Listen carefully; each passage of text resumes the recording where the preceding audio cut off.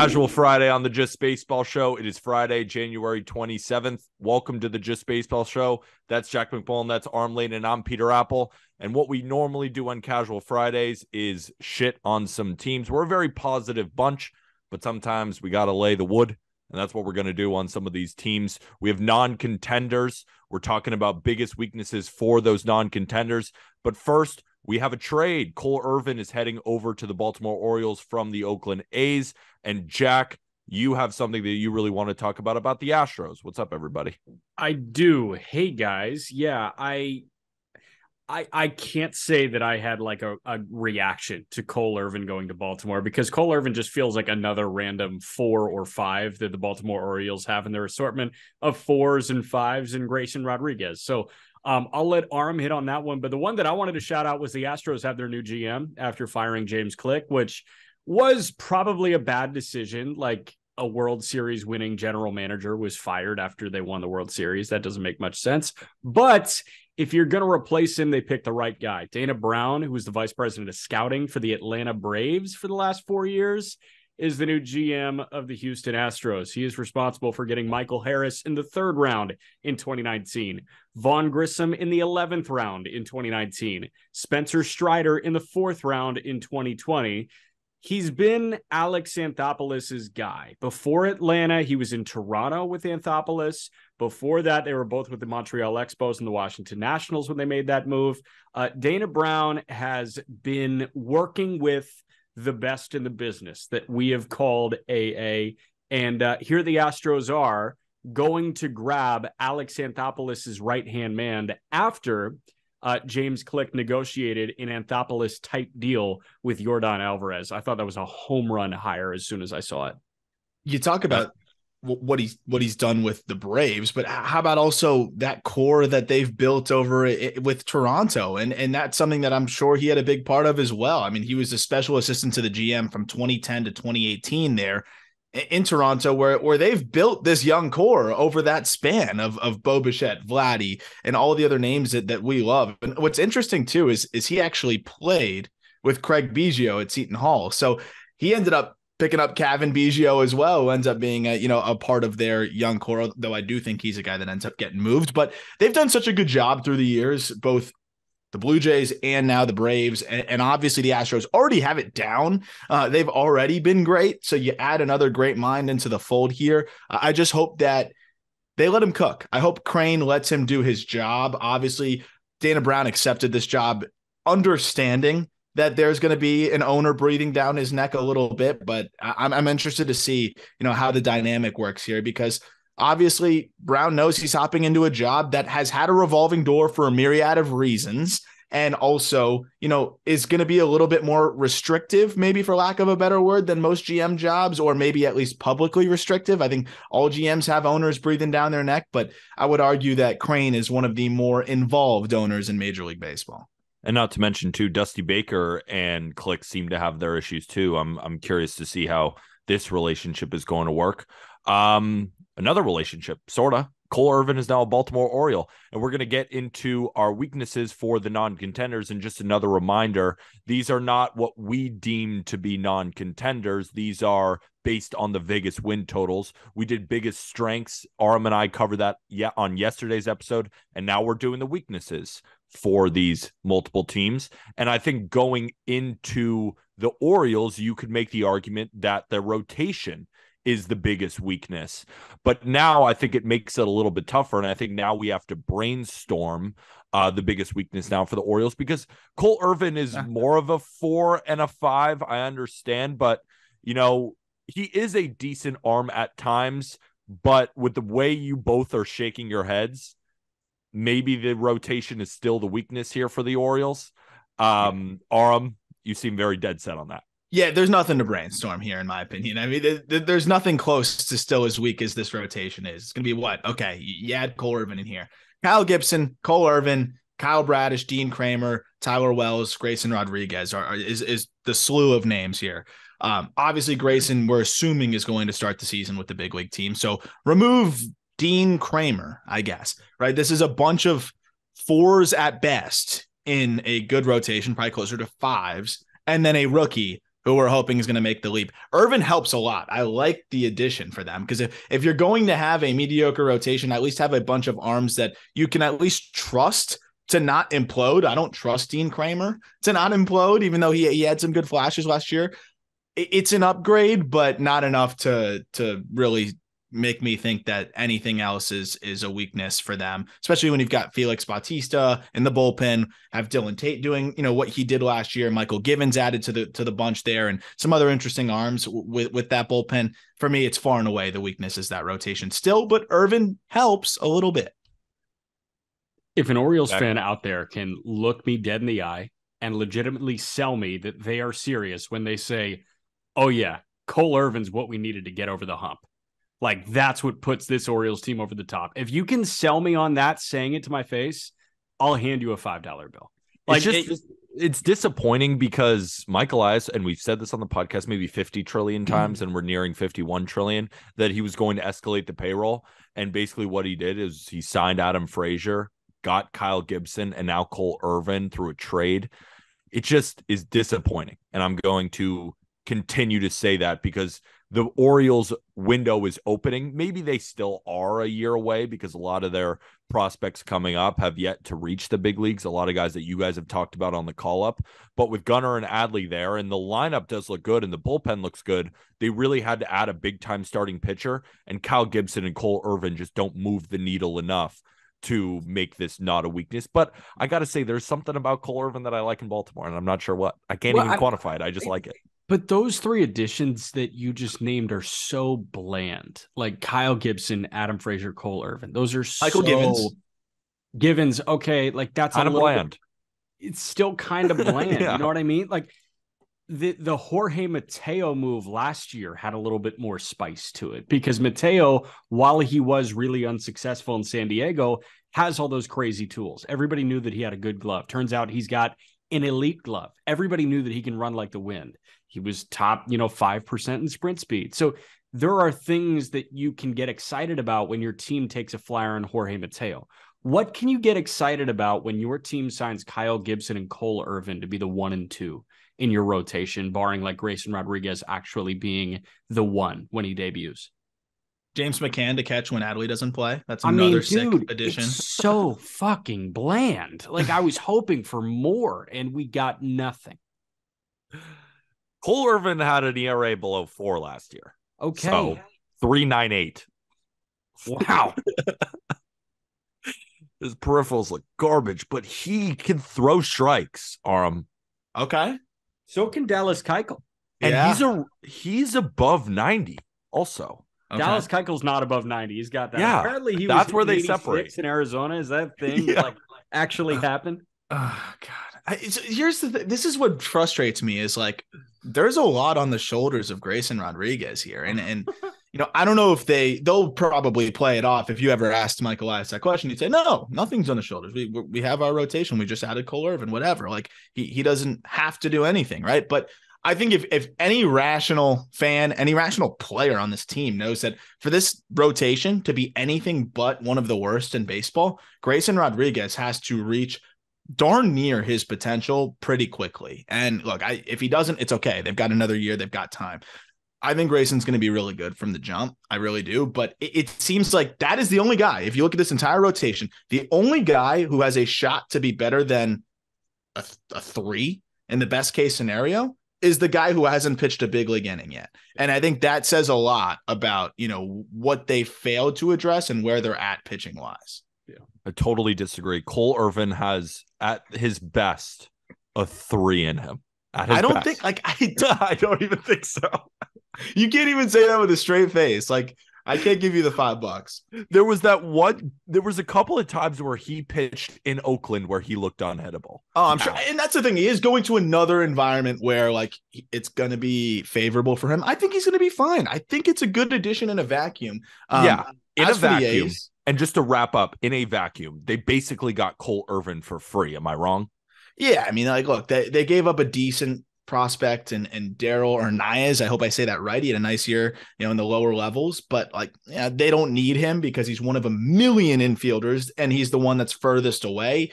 and then they threw in, a depth arm in there as well. So it's nothing to give up, and they get a legitimate starting pitcher. He's not exciting, but he's a legitimate, established, reliable starting pitcher. That's fine with me. They didn't give up much. It's interesting though. This kind of shows you the Orioles just don't want to part with any of their prospects. Like nobody's of significance. They'd rather work between the margins and kick you a 20 to 25th ranked prospect for a very low impact pitcher instead of, hey, let's trade one of our top 100 guys, even though we have a slew of them.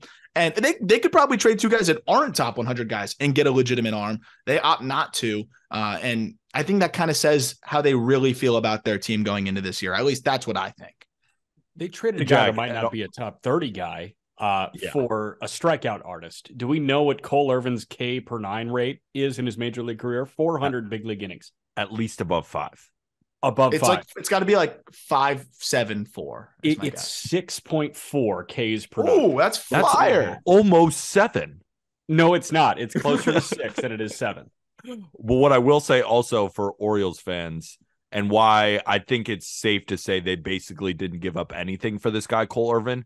If Aram, the prospect guru, the smartest prospect guy I know, isn't sure of the pronunciation and doesn't know well, and then Jack McMullen, who knows every pronunciation of every player who's ever touched a baseball, doesn't come in to fix him, you know that both of these guys don't really know much about the prospect that he gave up, which is huge. I think that's the biggest part of the deal. Yeah, let me get Y Alvarez. Let me get Y Alvarez from the Dodgers. That could be a problem.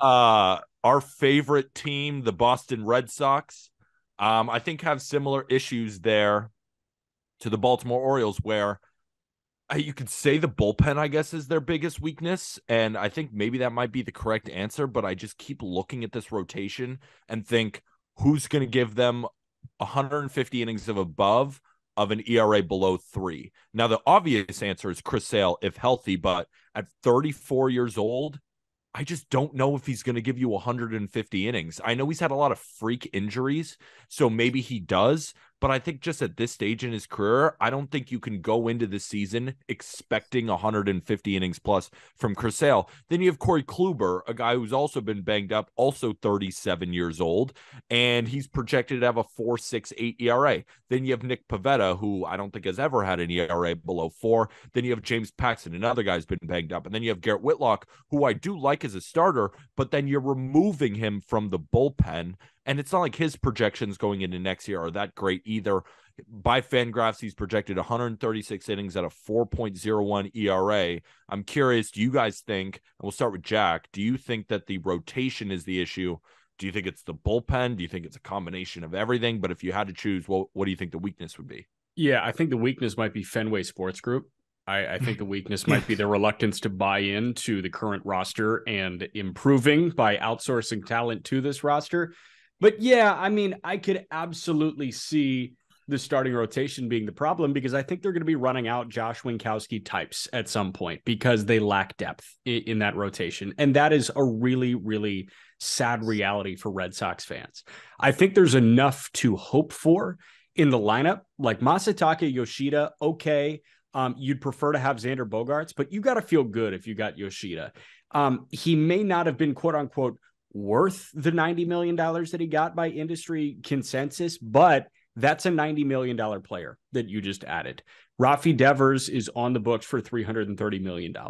That's a massive add. So the bats, like, there's enough to be excited about here. You are watching every Chris Sale start with both shoulders tensed up and you're clenching your teeth, hoping that nothing bad happens. That's where we're at with him.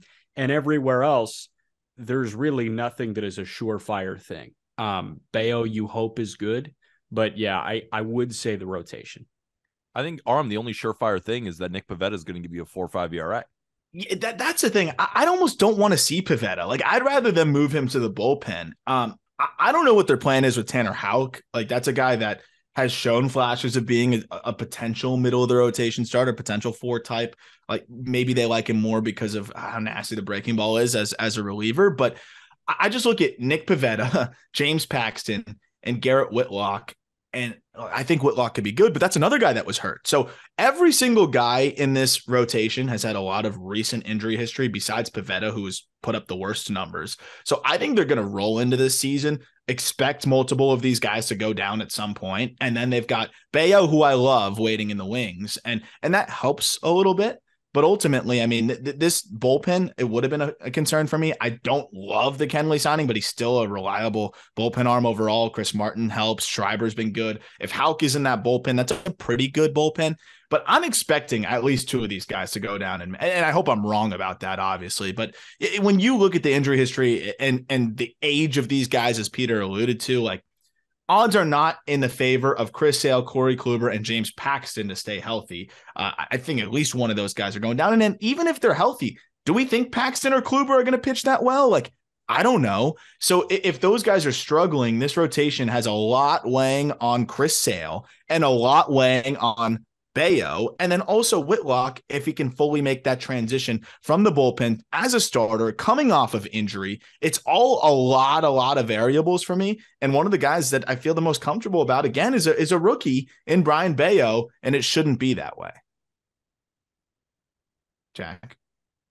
I just want to say another weakness could be 23-year-old forward Darwin Nunez from Uruguay, who was the star addition to Liverpool. He's just really underperforming. Liverpool's 9th in the Premier League. I mean, the sale price of Liverpool Football Club is plummeting right now. Like, they sit below Brighton, Fulham, Brentford. This is so bad for John Henry. So bad. Direct implications to the Red Sox, unfortunately. Yes. Fenway Sports Group plummeting with Liverpool sitting outside the Europa League. Get a grip, folks. Welcome to the Just Baseball Show as we move on to the American League Central.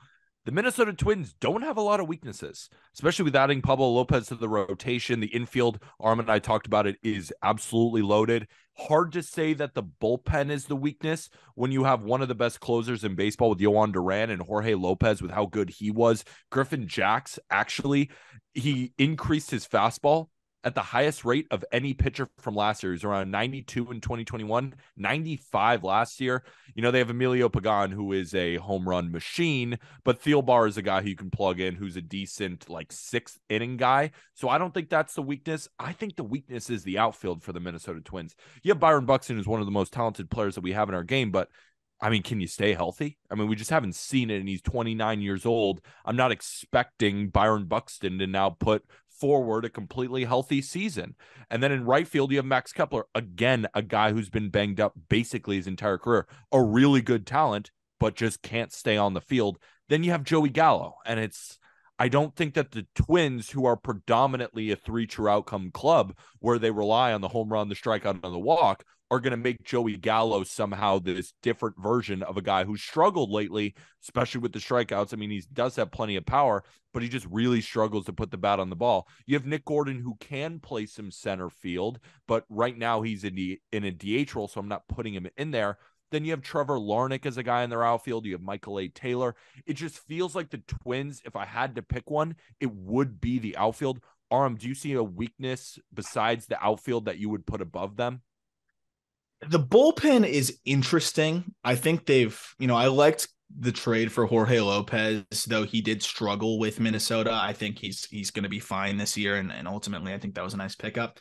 But do you trust those arms outside of Duran and, maybe Jax, but like Emilio Pagan and some of the other names in that bullpen? Like, I don't know how much I trust those guys. The outfield is interesting because it lacks like high-end talent outside of Buxton in terms of just somebody that can really, really, really make an impact. But they've offset that by stockpiling 30 outfielders, right? They trade for Michael A. Taylor, who's a great defender. If Larnach doesn't pan out, they've got Matt Wallner, who's waiting in AAA. If Wallner's not hitting well, they could always move Kirilloff back to the outfield and put somebody at first base. So It's close because I think Max Kepler his ceiling is pretty limited, and he, like you said, he struggles to stay on the field. And I don't like Joey Gallo at all, obviously. And I don't think he's going to do much for them. And then their fallback is a rookie. I would still say, yeah, I would say the outfield is the weakest just because they have one of the star relievers in the game, in Duran, and then added Lopez and have some other okay arms. I think it drops off pretty significantly in that bullpen and could be a problem. But ultimately, I do think that you're right on with it, with the outfield just lacking enough impact. Jack, as one of the hosts of the Just Baseball show who doesn't really like talking about baseball, but more college basketball or, some off things in other sports. Yeah. What would you compare this outfield in terms of like a mid-major college basketball program? Well, I was going to compare it to the Hindenburg disaster, but I will compare it to South Carolina, G.G. Jackson, 5-star, Byron Buxton. But he's just not carrying this team, man. I mean, Lamont Paris in year one, it's just not working for the Gamecocks right now. So I'm going to go with South Carolina being the equivalent to the Minnesota Twins outfield. But I think the biggest weakness is making contact with baseballs. I think that's going to be the hardest thing. Like, again, I said it a little bit earlier in the offseason, but the more I truly dive into who each of these guys are, I think they may lead the league in strikeouts by a record difference here. Like, everybody swings and misses. I just think on paper, they have a good outfield in terms of just like their opening day outfield. Buxton, Kepler, Gallo with those reserves is a good outfield. But I feel like there's a question mark with every single person in their outfield. Every other unit on the team, there's not as many question marks. So we could look back on this year and all these guys stay healthy. And we say, well, that was dumb calling their outfield the weakness if Buxton plays 150 games, if Kepler stays healthy, if Gallo somehow finds success like he did in Texas. Michael A. Taylor provides really good defense in the back end. Larnach ends up being a solid fourth outfielder. Like, then we could point to this outfield being a strength, but that's for everything to go right. Like, the outfield almost feels like the entire Chicago White Sox team. If everything goes right, it can work really well. But more likely than not, it will not. Right, Jack? Yeah. Did you see Guaranteed Rate Field's plan to install a couple of bars for in seating in the outfield or something? And apparently they changed the renderings, like the draw up for these bars, a couple hours before they submitted the plans to the city because they realized that plumbing costs would be through the roof. So they decided to go back to the drawing board and make it a lot cheaper for them to build. Why? Yeah, classic White Sox game is just going to be a bunch of people drinking their sorrows away, then going to the bathroom and taking a huge load, and then coming back into the game to see, we're down 8-2. Yeah, I'm just going to go home or keep drinking.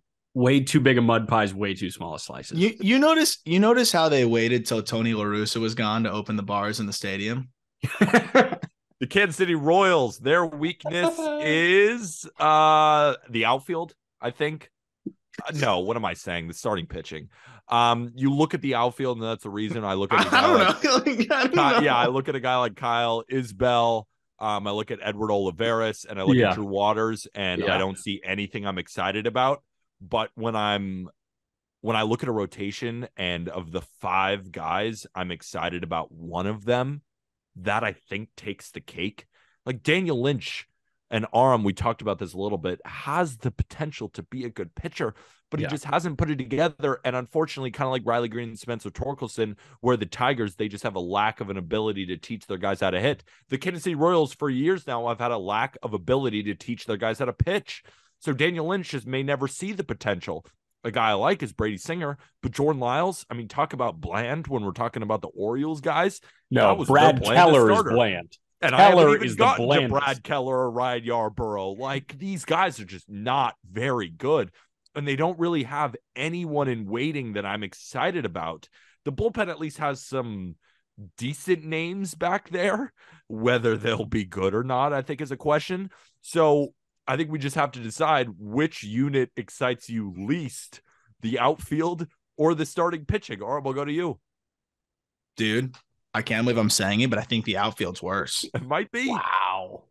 Because Jordan Lyles, he is an arm. He will pitch and not give up 20 runs, right? So he'll probably be a mid-4s guy. Throw 190 innings next I think Brady Singer is going to shove this year. Like, I think every Fangraphs projection on him is off. Like I think this guy's going to be low threes at least, maybe even a little bit bad. Like I really do think he's going to be low threes.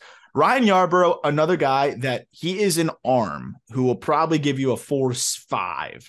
Brad Keller could give you a 4.5, and then Daniel Lynch, we'll see what he can do. This outfield, I think, when like by midseason, depending, because they'll call up like Tyler Gentry, maybe some other guys.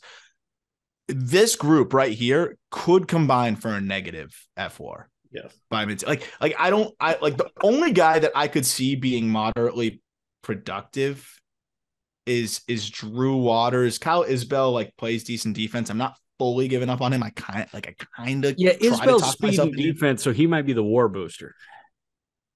God, like this outfield is, and then Edward Olivares, like, no, thank you. So I'm gonna say the outfield's worse. I really think this outfield is certifiably terrible, and they don't have any bench options. Like Samad Taylor might be their best bench option as somebody that could play the outfield until Tyler Gentry is ready. I think this outfield will be the worst in baseball. So by that logic, I have to say the outfield, because I think this pitching staff will be bottom 5 in baseball. I don't think it'll be the worst. Jack McMullen has a strange brain. Does the question of Edward Olivares versus Ryan Yarbrough keep you up at night? No, actually. That one is one of the ones that I go to when I'm done counting sheep.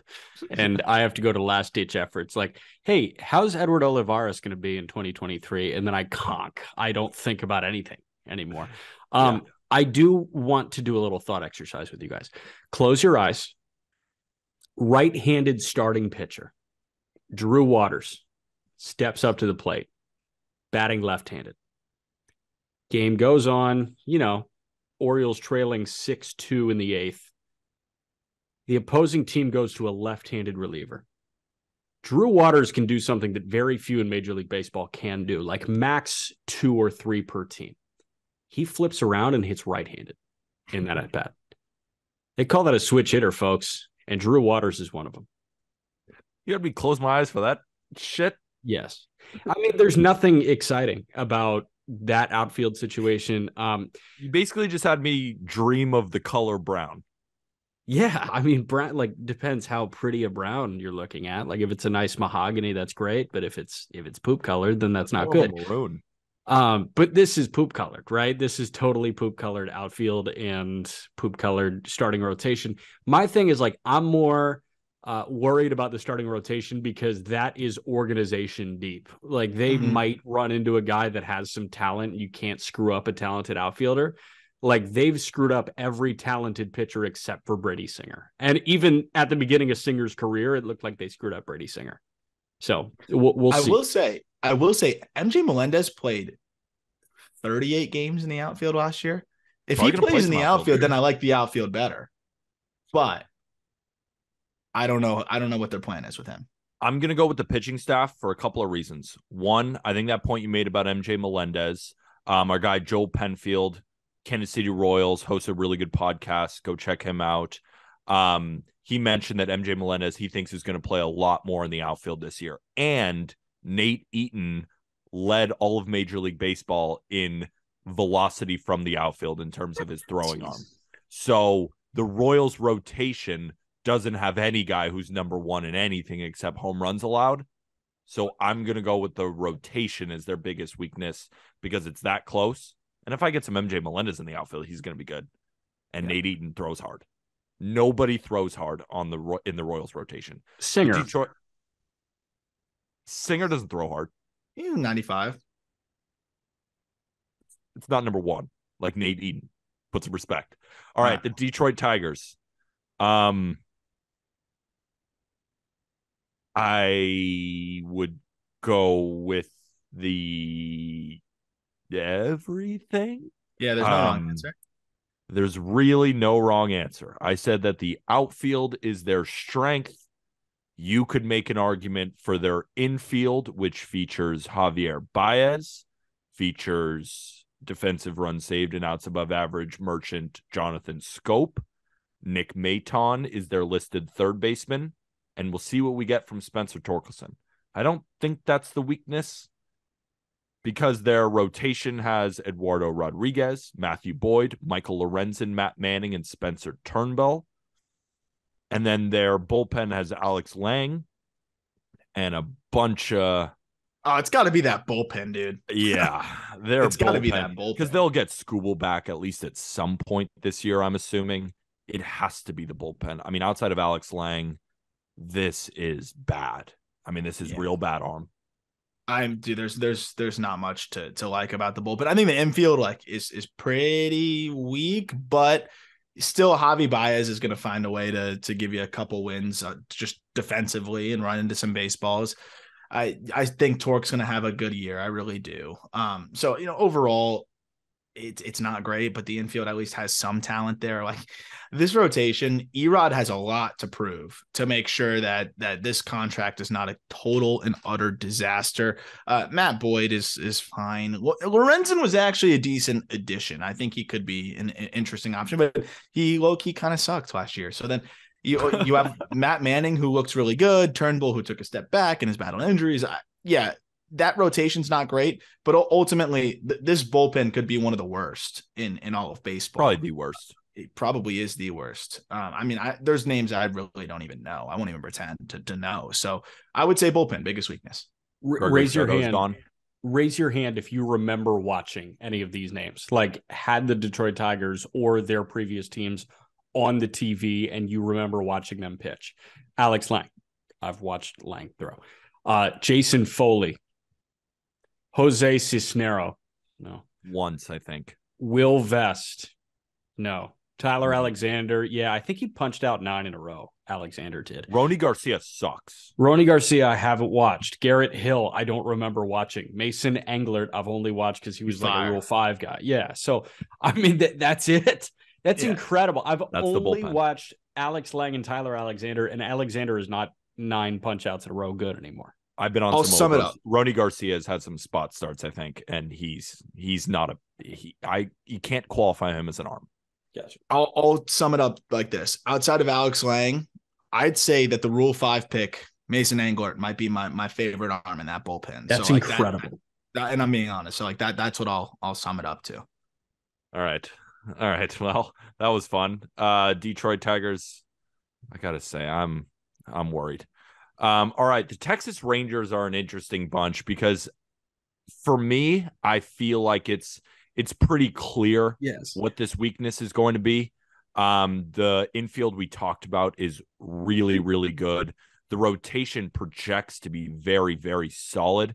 And the bullpen has enough arms where I think to myself, all right, they can get you through some innings if the rotation ends up being as good as I think a lot of people hope. But I'm going back to this outfield is what I view as the biggest weakness. We talked about them before. Leody Taveras in center field, Josh H. Smith, don't forget about him. And then we have Adolis Garcia, who is solid. And I think we almost maybe put the Rangers in our contenders because they are right there. It's hard to mark them as a contender or a pretender. But when you have 2/3 of the outfield of guys that I'm not very high on and one guy I'm pretty low on and Josh H. Smith, I think the outfield is the clear weakness of the Rangers. Is it not, Jack? No, it is. It's totally the clear weakness. And we've talked about that. You said it perfectly. They forgot about the outfield, and they totally forgot about the outfield. I do like Adolis Garcia. I think Adolis Garcia is a good major league hitter. I think he's an everyday outfielder. But aside from that, you're banking on these guys being their 100th percentile outcome in order to win what you want to win this year. And it felt like you should have allocated some money to the outfield, and they didn't do that at all. Aram? Yeah, I don't have much to add. I do like Ezekiel Duran. I think he could go out into the outfield and be a factor for them. But again, it's all young guys, rookies, or just ending their qualification of a rookie. So second year guys that you're hoping can really figure it out very quickly. Leody Taveras has been a prospect for 20 years now. And I think at the very best, you're getting a glove first guy out there. He plays good defense. He's not going to hit like the offense that they're not going to get, I guess, from that outfield. It's going to be a very light hitting outfield. So I don't think it's very exciting. That's definitely the biggest weakness. For the Oakland A's, I think if you in the American League, if you're going to find a unit that's weaker than the Detroit Tigers bullpen, it might be the A's infield.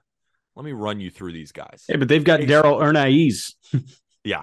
Jesus Aguilar is their new first baseman. And I don't know what to tell you. He might just be past his prime, and even his prime was pretty good. You got Tony Kemp at second base, who I always think is sneaky. Maybe he can give you 10 bombs, 10 stolen bases, but he's not going to give you much else. Jace Peterson is their listed third baseman. Third basemen are supposed to supply power, and Jace Peterson is projected for 8 home runs. And you got Nick Allen at shortstop. And who do they have on their bench? Kevin Smith, who was my dark horse rookie of the year candidate. Yeah, his odds were insane. I think his odds were like plus 7,000, and I was like, he's gonna play every day, and he did play a lot, and there's not a lot to like. There's not a player in this infield that I'm even remotely excited about, but there's also a lot of weaknesses on the Oakland A's. Do you guys think that the infield is the biggest weakness, Jack? I think everything is the weakness for the Oakland A's. Yeah, I think that's fair. I mean, like, fair. They're just that outfield's not that bad. The rotation isn't that bad. Seth Brown, Esteri, and Ramon Laureano with Pache as the fourth. I mean, dude, like, this team has given up.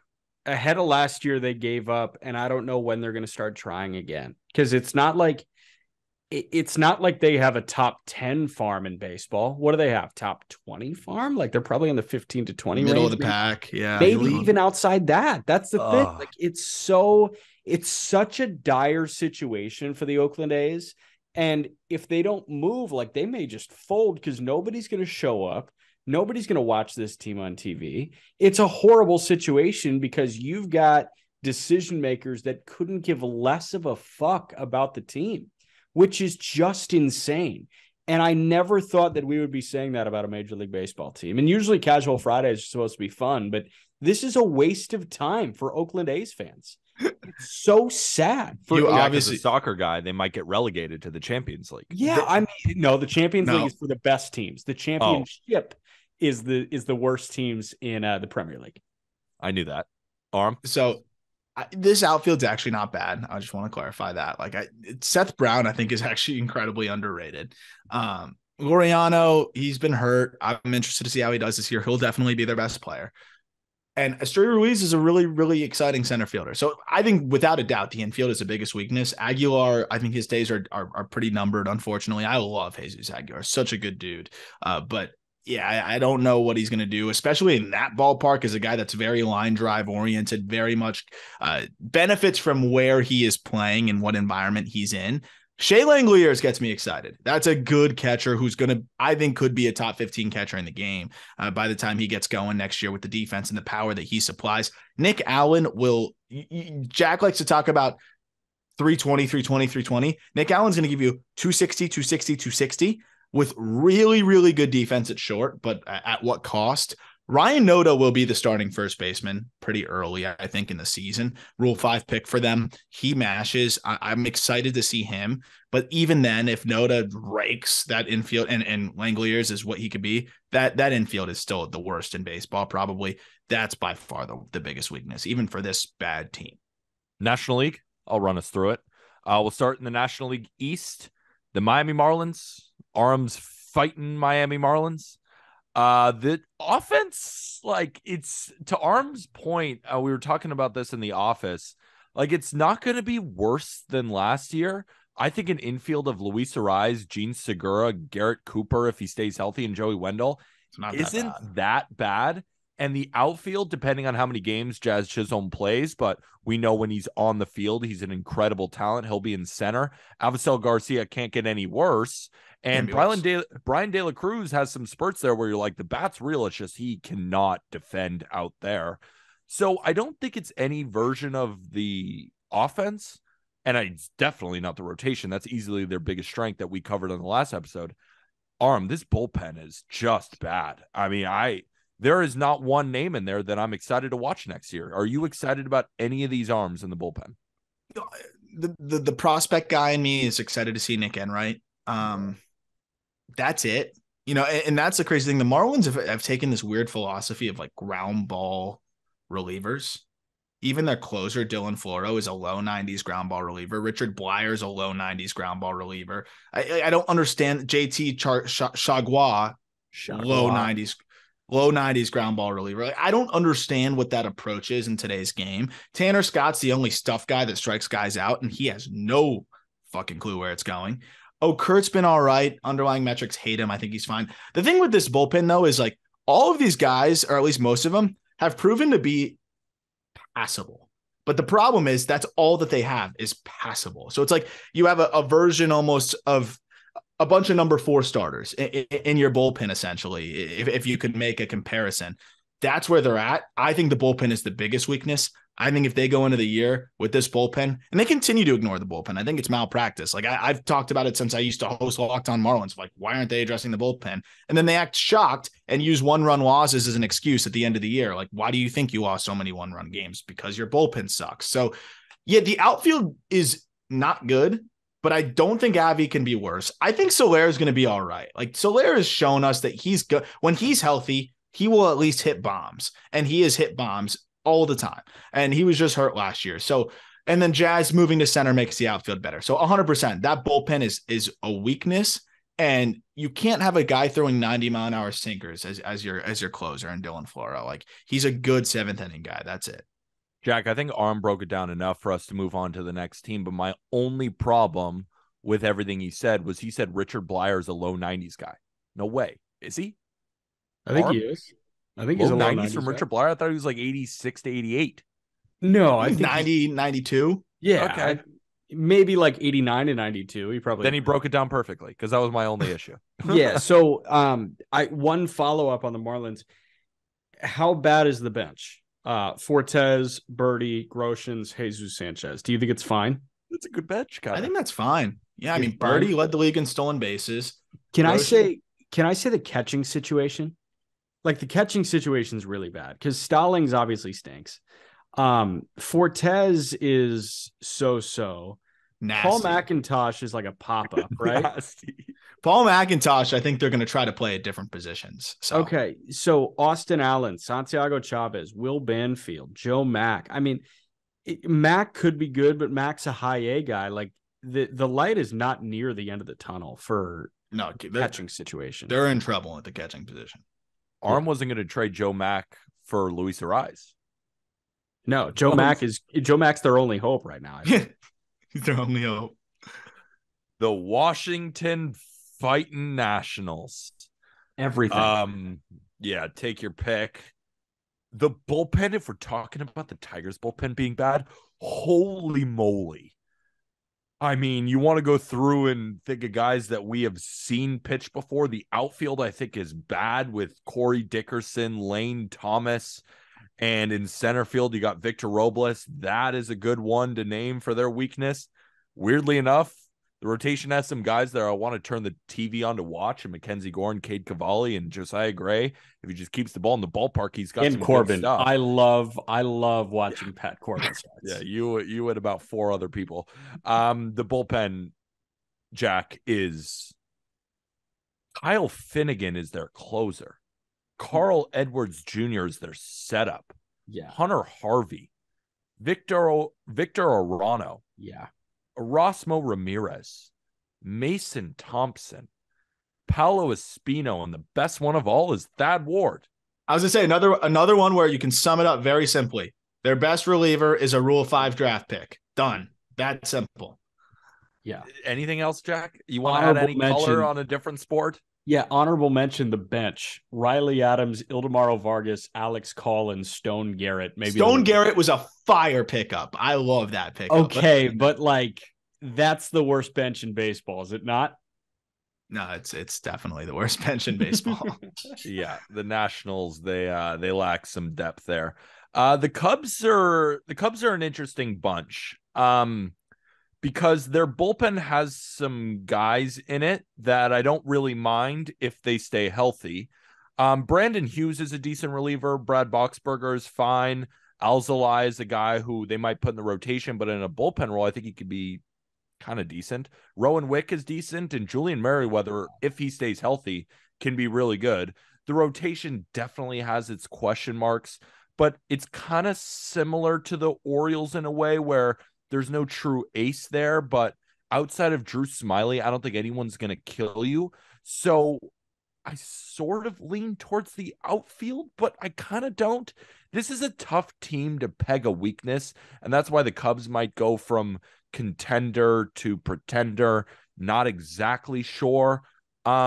I got to be honest, I'm unsure of the weakness here with the Cubs. Jack, what do you think? So I say there's no weakness. I just say everything is C grade except for the middle infield, which is A grade. But like everything else is fine. It's not bad. It's not great.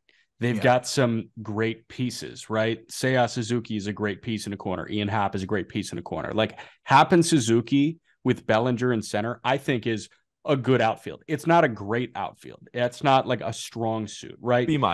The infield, the middle infield is A grade. The corner infield sucks.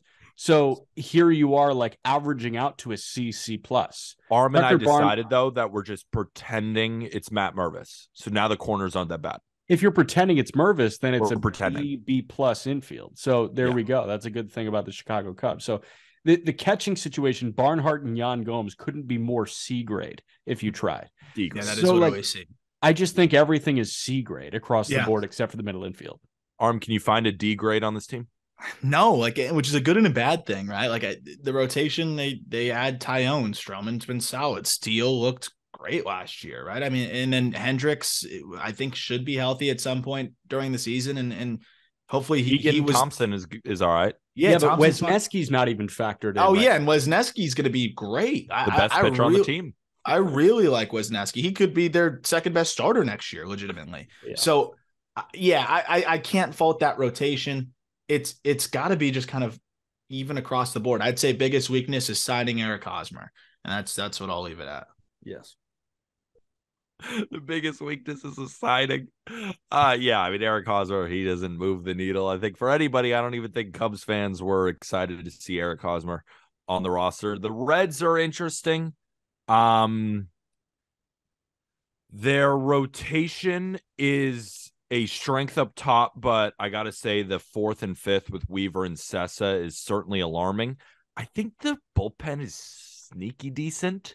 Aram and I use the term coined by Pardon My Take podcast, frisky. I think the bullpen's kind of frisky. Alexis Diaz is one of the best up-and-coming young relievers in the game. Lucas Sims can get you outs. TJ Antone can get you outs. Reaver San Martin, ever since he entered a bullpen role, was much better. So I'm going to go with the outfield as the biggest weakness for this team. With Nick Senzel in center, very highly touted prospect. He was drafted number 2 overall. Really good college hitter, but then just hasn't really amounted to much.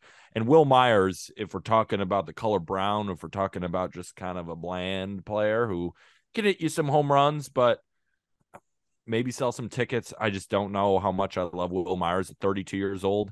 And TJ Friedel is like I said, he could be a 750 OPS at his peak, but I think that's his peak. So there's just the reason I say the outfield is there's not much upside here. And I think that's fair. Jack, you're laughing at me. Because TJ Friedel's not a 750 OPS guy. We went over this like last week. At his peak. Yes, we did go over it last week. What I will say is projections, 326 on base, 417 slugging. That's a projected 740 OPS. No. So what are you, smarter than the numbers? No, TJ Friedel's not as good as the numbers. I'd say the outfield too, because you think about Jake Fraley being like the DH / fourth outfielder, and then you've got Stu Fairchild as your bench outfield. That's not, I mean, it's so middling. It's fine. But like everything else has something that is not exceptional, but something that either brings you to the ballpark, makes you turn on the TV. I mean, there's just like, there's nothing sexy about their outfield situation. There's something sexy about every other situation. Yeah. One of the more boring units in Major League Baseball, right, Arm? I mean, yeah, that outfield ain't great. I can't get behind that. I think Will Myers, I like the pickup in a nutshell, but I honestly just kind of think he's cooked. Like I just don't know how much he has left in the tank. So we'll see. He's still 32, but No just batting looking at the gloves. batted ball data just didn't look good. Yeah, maybe his hands have worn down through the years. Like Yeah. I don't know, man. But hopefully he bounces back. I like it as a chance to take for the Reds, but there's a very real scenario where Myers just still stinks. And at that point, it's like, what is this outfield? Now you're probably starting Fraley every day there. I have no idea who the hell they DH. Probably like Kurt Casale, and whenever you have a team with the double catcher situation and it's not like the Blue Jays, yeah, it just tells you that it's kind of ugly, right? If they're starting the backup catcher in the DH role, it usually tells you it's a light hitting lineup. Infield's exciting enough, and we talked about the rotation as a strength. And then Alexis Diaz is freaking awesome. Yeah. TJ Antone, when healthy, is a great setup, man. Like that's enough there with Sims and the other names you mentioned. So for sure, that outfield leaves the most to be desired. Pittsburgh Pirates, the Fighting Pirates. Everybody's fighting in the National League. Yeah, everyone's fighting in the National League. Like the Fighting Brewers. I think he said fighting for the last 3 teams. I mean, they're all fighting, you know. They're fighting Pirates. Biggest weakness, AAA broadcaster. Yes. Yeah, that's easily their biggest. Dude's going to get canceled so quick. I can't wait. All right, Jack, I want to ask you, put you on the spot with your team. The biggest weakness of this, I'm just looking at the team, like the infield, like we talked about, could be sneaky. All right. The outfield with, excuse me, Jack Sawinski, Andrew McCutchen, and Brian Reynolds is obviously a really good player. The rotation is exciting at the front too with Roansy and Luis Ortiz. But like Rich Hill, Mitch Keller, JT Brubaker, I'm not that excited. But I look at the bullpen and I think to myself, I don't know who's going to get outs outside of David Bednar. Robert Stevenson, maybe. Harleen Garcia. Harleen Garcia. Yeah. Yerry De Los Santos. You know what? Maybe the Pirates are really good. Jack, what do you think? I mean, it's obviously the rotation for now. I will say that their 2 F grade scenarios are going to change very quickly. The catching scenario is F grade with Austin Hedges and Tyler Heineman, but obviously Endy Rodriguez is starting the year in AAA. He's not going to spend the entire year in AAA. So when Endy gets up, that goes from F grade to B grade with a rookie Endy Rodriguez, if he is who we think he is, with the Endy chance. And Hedges, that's a good combo. Hedges is a great backup. Hedges is a great backup. With Endy as the everyday catcher would be absolutely exceptional. The other weakness here is the rotation. Contreras and Ortiz up top, but then you go Rich Hill, Mitch Keller, JT Brubaker, Vince Velasquez. That's swapped out for Burrows and Quinn Priester about midway through this year. Yeah. So I will say it's the rotation and the catching situation for now, but that's going to change by the All-Star break. But I know that I agree with you there, but doesn't that make the bullpen the weakness? Like who's coming in for this Pirates bullpen that you rely on to get outs outside of Bednar? Again, Yerry De Los Santos, Harleen Garcia, Will Crowe had a really good stretch of ball last year. Chase DeYoung shockingly had a really good stretch of ball. And then they've got some guys waiting in the minor leagues. They protected Colin Selby, lefty that's 100. They protected him with a 40-man spot. Like I don't think they're going to be a bad watch after the All-Star break. I really don't think so. Interesting. Maybe we're looking at a Pirates over win total. You guys are kind of, the positivity is coming through, and I'm buying it. We might be, and also nothing gets me more excited than an Endy Rodriguez getting everyday playing time with Austin Hedges nurturing him behind the dish, right? Like that's going to be awesome, absolutely awesome. He doesn't need Hedges. I hope Hedges doesn't say a fucking word about hitting to him, because Endy can maybe mentor Hedges on hitting a little bit from both sides of the play. You see the ball, try to put it in play. Yeah. Wait, open your eyes. No, but Hedges being able to kind of tutor Endy as a catcher who's continued to get better and better, that excites me. I think he's going to be awesome. But I hear you on the bullpen, Peter, but I could see until they call up their other guys, I could see Vince Velasquez. Like that was an auto fade for me in terms of betting. If I saw Velasquez start, auto fade, like he's in that territory. Brubaker is a problem as well. Mitch Keller, we get the tread video once every offseason. He's throwing 100. Okay, cool. And then he sucks. Apparently his sinker is legit now, though. Yeah. Apparently. I'll tell you what his sinker performed. Rich Hill, Aram. He saw it in the video. He saw the video. We're sold. Rich Hill's not far from being an AARP member. Like I really don't think this rotation's gonna. And then Roanzi, I love Roanzi, but he's been banged up. Like there's a scenario where this rotation is catastrophic until the other reinforcements get called up. So I'm gonna go rotation. Jack, there's two things that give me the same vibes. It's the Mitch Keller tread videos and the optimism for the Angels every year. It's the same thing. It's clockwork. Yeah. Also, Ben Simmons hitting open gym threes. Yeah. Oh, that's like Mitch Keller tread videos and Ben Simmons post game shooting, just drilling 3 straight wing threes. It's the same energy. Yeah. Absolutely. National League West. The Arizona Diamondbacks have only one weakness. They really only have one weakness. The outfield can be electric. The infield, you go around, their only weakness is shortstop, especially now you add Gabby Moreno. And now that there's like a Carson Kelly, it's not a platoon, but just those two catchers together. Third base, Josh Rojas, love. Ketel Marte, if he stays healthy, love at second base. Christian Walker use the L word for Josh Rojas? Hold on. Yeah, I was thinking the same thing. I'm like, I like him. I love Josh Rojas. I think he is a great Swiss Army knife. He had a really good year last year. I think he is one of the more underrated players in Major League Baseball. I'm a big fan of his. But the bullpen. Joe Mantiply was an all-star. That's it. Miguel Castro has good stuff, but there's a reason he's bouncing around teams. Yep. Because he just like gives up runs, even though he's nasty. And it's his job not to. Yeah, it's his job not to. Yeah. Mark Melancon is now 38 years old. Aram's calling for a bounce back. I'm not so sure. Paul Sulser is a former Marlins guy. So the Marlins opted to not pay him $1 million to put it in perspective. There you go. There's not a lot to be excited about. That's the one thing that I think will hold this Diamondbacks team. They're going to hit. They have enough pitching with Gallen and Merrill Kelly at the top and these exciting young prospects coming up. But the weakness is, I think, clearly the bullpen because there's a lot of strengths for this Diamondbacks team, Aram.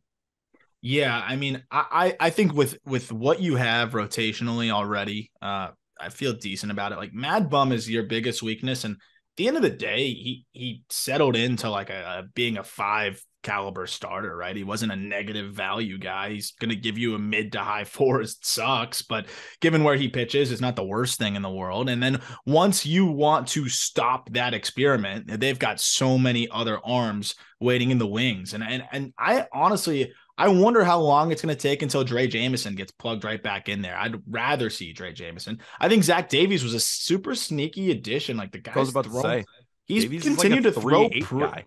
Yeah, he had one disaster year in 2021 at Wrigley, but you look at 3 of the last 4 years. I'll take you through it. 2019, 3.55 ERA. 2020, COVID shortened season, 2.73. Disaster 5.78 ERA with the Cubs. Arizona last year, 4.09 ERA. Like this is a guy that I think has been really solid for them. I like him. So I like the rotation enough. There's reinforcements coming. That bullpen could be okay though. It could.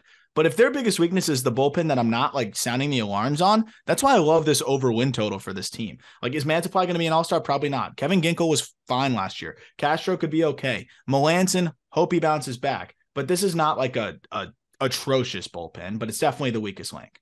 We're missing the biggest signing of all. It happened yesterday, and I was not made aware of it until a friend who's actually a Diamondbacks fan texted me and said, yo, we got Jerry's Familia to a minor league deal. Oh shit. That's sick. Let's go.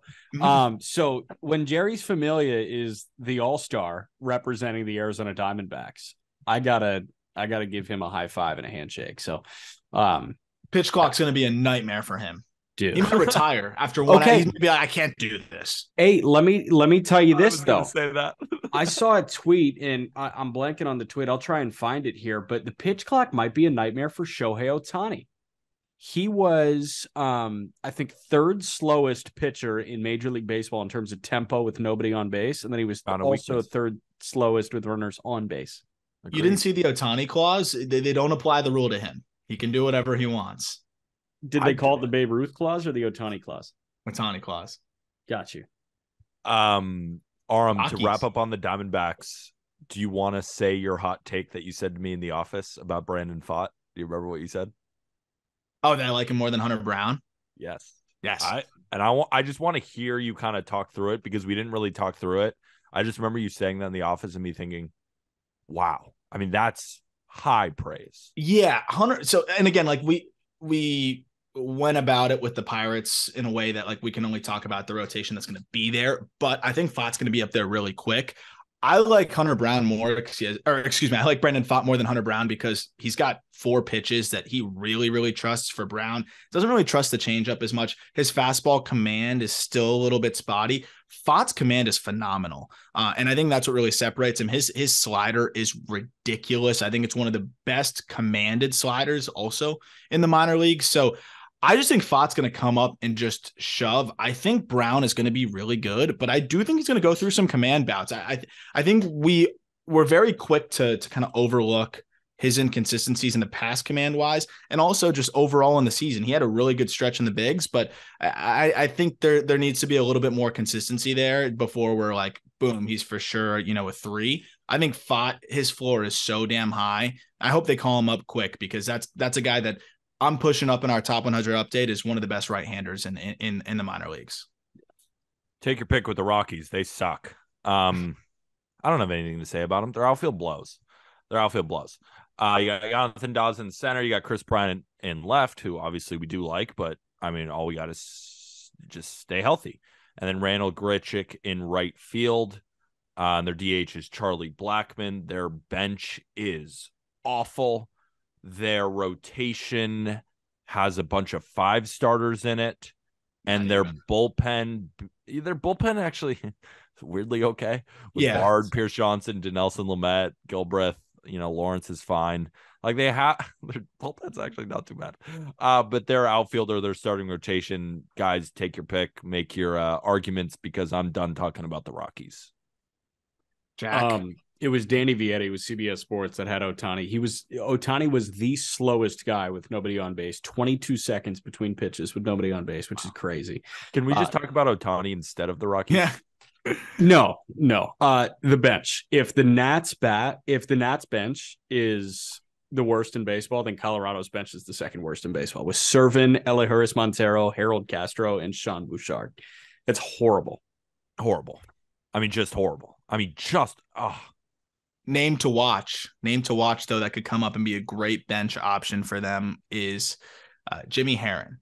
Oh, yeah. I'm a big Jimmy Herron fan. He was a guest of the call up. This isn't even just because he's a guy that's awesome dude that I'm a big fan of, but he's a grinder, was 3rd round pick, traded over to the Rockies, had a phenomenal year overall. And like they need to inject that like Winton Bernard type of energy. Like that's what this team needs. I think Jimmy Herron's going to supply that. So I just wanted to put it aside and plug the man Jimmy.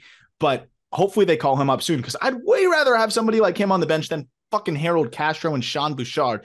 But anyways, this rotation is so brutal. I love Austin Gomber because that's a guy that when that whole trade went down, I was still hosting Locked On MLB Prospects. And I'm like, man, I got to try to find one piece in this package that makes sense. And that's the Nolan Arenado deal that I'm talking about here. And I was looking at Gomber's stuff and I was like, this is going to be the one guy that I think they can salvage here.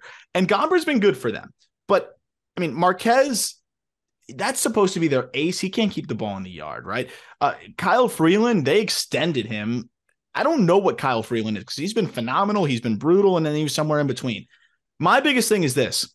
Jose Urena and Connor Siebold in that rotation, like both of those guys, I would say will not finish the season in the rotation with the Rockies. Like that's my bet there. I think they will throw somebody else in there before they let those guys continue to struggle the entire year. Like I think Siebold and Urena will be disasters by mid. I hope I'm wrong. Like I hope these guys succeed. I don't root against anybody, but like Urena is brutal. He found a nice little stretch, enough for them to try him out again. Gave up 10 earned runs in a start. Yeah, correct. I've never seen somebody like get shelled like Jose Urena does when he is not right and his command is brutal. And then Siebold, I mean, like, dude, the pitching Baron Red Sox just let him go. So that rotation could be catastrophic if Marquez is kind of like he was last year.